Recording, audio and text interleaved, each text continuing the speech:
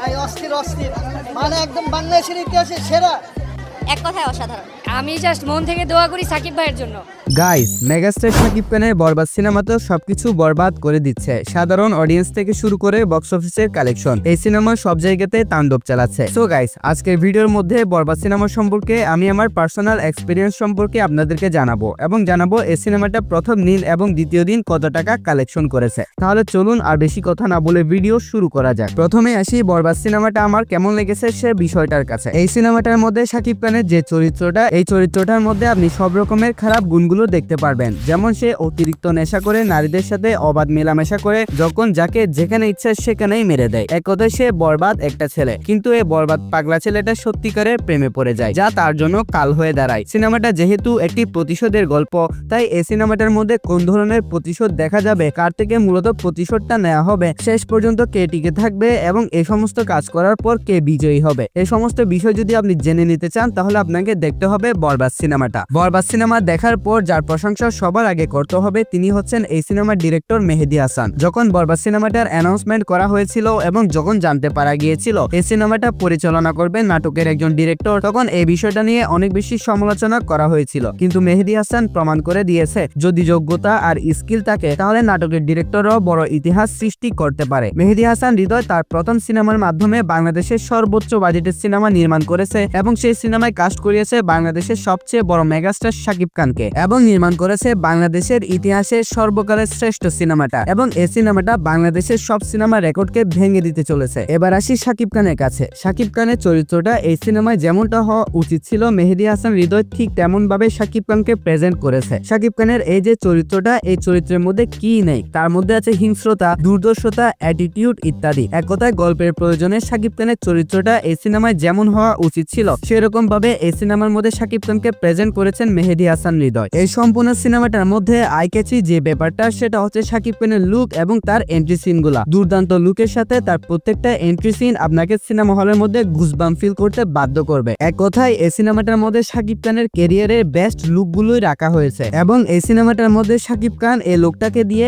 এই সিনেমার ডিরেক্টর এই সিনেমাটার মধ্যে সবকিছুই করিয়েছে। অ্যাকশন, রোমান্স এবং প্রত্যেকটা সিনের মধ্যে শাকিব খানের অভিনয় ছিল জাস্ট নজর কাড়া। আমার মনে হয় না আরিয়ান মির্জা এই ক্যারেক্টারটা শাকিব খান ছাড়া অন্য কেউ এত ভালোভাবে প্রেজেন্ট করতে পারতো। এক কথায় শাকিব খানের অভিনয় এই সিনেমার মধ্যে আপনাকে মুগ্ধ করবে। এবার আসি এই সিনেমার নায়িকা ইদিকা পলের কাছে। এ বান্দির কথা কি বলবো ভাই, সে যেমন ন্যাচারাল বিউটি তেমন ন্যাচারাল তার সিনেমার মধ্যে অভিনয়। বরবাদ সিনেমাটার মধ্যে তার অভিনয়ের দক্ষতা দেখানোর জন্য তিনি ভালো স্পেসটা পেয়েছেন। এই সিনেমার মূল প্রাণ বা মূল পয়েন্টটা হচ্ছে ইদিকা পল নিজে। সেই হিসেবে এই সিনেমাটার মধ্যে তিনি নিজের ক্যারিয়ারের বেস্ট অভিনয়টা করেছেন। এবার আসি মিশা সওদাগরের কাছে। এতদিন পর্যন্ত শাকিব খান আর মিশা সওদাগরকে আমরা যতগুলো সিনেমার মধ্যে যেভাবে দেখেছি সেই সমস্ত সিনেমার থেকে সম্পূর্ণ ভিন্নভাবে এই সিনেমাটার মধ্যে মিশা সওদাগর ধরা দিয়েছেন। মিশা সওদাগরকে মেহেদী হাসান এই সিনেমাটার মধ্যে শাকিব খানের বাবার চরিত্রে দুর্দান্তভাবে এবং পারফেক্ট ভাবে প্রেজেন্ট করেছেন। মিশা সওদাগরের আদিব মির্জা এই ক্যারেক্টারটা এই সিনেমার মধ্যে অনেক বেশি ইম্প্যাক্টফুল ছিল।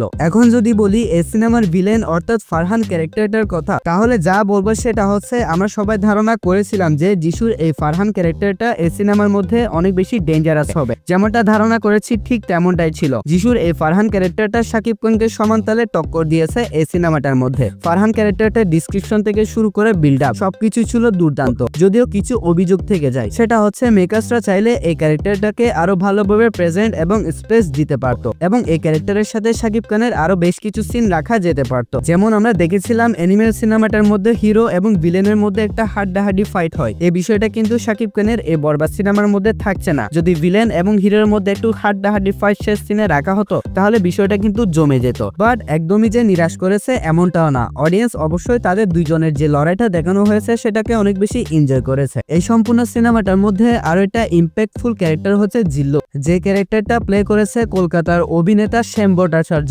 এই সিনেমাটার মধ্যে তাকে যে রোলটা দেওয়া হয়েছে এবং যেভাবে প্রেজেন্ট করা হয়েছে, এই সিনেমাটা যখন আপনি শেষ করবেন তখন ওর জন্য আলাদাভাবে একটা ফিলিং ফিলিংস আপনার মনে কাজ করবে। সম্পূর্ণ সিনেমাটার মধ্যে জিল্লুকে আমরা শাকিব খানের একজন বেস্ট বডিগার্ড হিসেবে দেখতে পেয়েছি। এক কথায় তার এই সিনেমাটার মধ্যে শাকিব খানের পাশে যে রোলটা প্লে করেছে ভাই পুরাই ফাটায় দিছে এই বান্দাটা। এছাড়া টেকনিক্যাল বিষয়ের দিক থেকে এই সিনেমাটা এ পর্যন্ত বাংলাদেশের সবচেয়ে বড় লোক সিনেমাটার colour grading, set design, costume design, presentation সবকিছুই এটাই প্রমাণ করছে যে এই সিনেমার যে সর্বোচ্চ বাজেটটা, এই বাজেটটাকে মেহেদী হাসান হৃদয় প্রত্যেকটা জায়গাতে অনেক পারফেক্ট ভাবে ব্যবহার করেছে। এই সিনেমাটার মধ্যে যেসব সেট ব্যবহার করা হয়েছে তিনি এক সেট কিন্তু দ্বিতীয়বার রিপিট করে নাই। যদি আপনি সিনেমাটা দেখেন তাহলে এই বিষয়টা অবশ্যই হয়তো খেয়াল করেছেন। একটা মাস কমার্শিয়াল সিনেমা হিসেবে এই সিনেমার যে গল্পটা এটা অত বেশি ম্যাটার করে না, তবুও এখানে যে গল্পটা দেখানো হয়েছে এটা কিন্তু দুর্দান্ত ছিল। আর আলাদাভাবে যে দুইটা বিষয়ের প্রশংসা অবশ্যই করতে হবে সেটা হচ্ছে এই সিনেমার বিজিএম এবং গানগুলো। এখানে শাকিব খানের আরিয়ান মির্জা এই ক্যারেক্টারের জন্য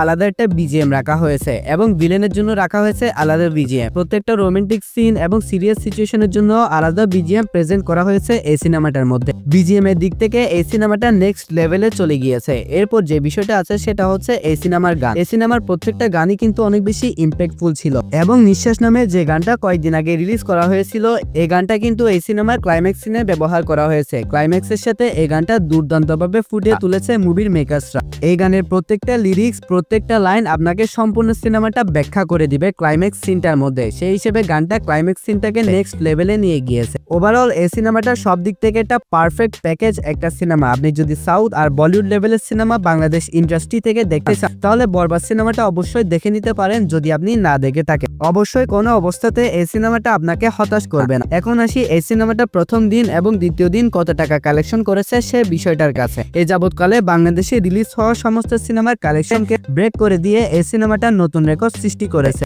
বাংলাদেশি সিঙ্গেল স্ক্রিনগুলোতে অল টাইম রেকর্ড ওপেনিং নিয়েছে এই সিনেমাটা। দুঃখের বিষয় হচ্ছে যে সিনেপ্লেক্সের মধ্যে শো কম থাকার কারণে এই সিনেমাটা দরদের রেকর্ডকে ভাঙতে পারে নাই। তবে প্রথম দিনে এই সিনেমাটা বক্স অফিসে টোটাল কালেকশন করেছে 4,15,00,000 টাকা। আমি আবার রিপিট করছি, এই সিনেমাটা প্রথম দিন টোটাল কালেকশন করেছে 4,15,00,000 টাকা এবং প্রথম দিনের ক্রেজি রেসপন্স দেখে দ্বিতীয় দিন অসংখ্য শো বাড়ানো হয়েছে। এবং আমি যখন এই ভিডিওটার ভয়েসটা রেকর্ড করছি এখনো পর্যন্ত এই সিনেমা দ্বিতীয় দিনের কালেকশনটা অফিসিয়ালি জানানো হয় নাই। তবে আমি ধারণা করছি যেহেতু শো বাড়ানো হয়েছে, যেহেতু ক্রেজি রেসপন্স দেখা যাচ্ছে, সেই হিসেবে এই সিনেমাটা 5,30,00,000 প্লাস কালেকশন আনতে চলেছে। সো গাইস, আপনার কি মনে হয় এই সিনেমাটা লাইফ টাইম কত টাকা কালেকশন করতে পারবে? এই বিষয়ে আপনার মতামত অবশ্যই কমেন্টে জানাতে পারেন। আর আপনি যদি এই সিনেমাটা দেখে থাকেন তাহলে এই সিনেমাটা আপনার কেমন লেগেছে সেটা অবশ্যই জানাবেন। সবচেয়ে গুরুত্বপূর্ণ কথা হচ্ছে এই ভিডিওতে লাইক আর চ্যানেলটা সাবস্ক্রাইব করতে কিন্তু ভুলবেন না।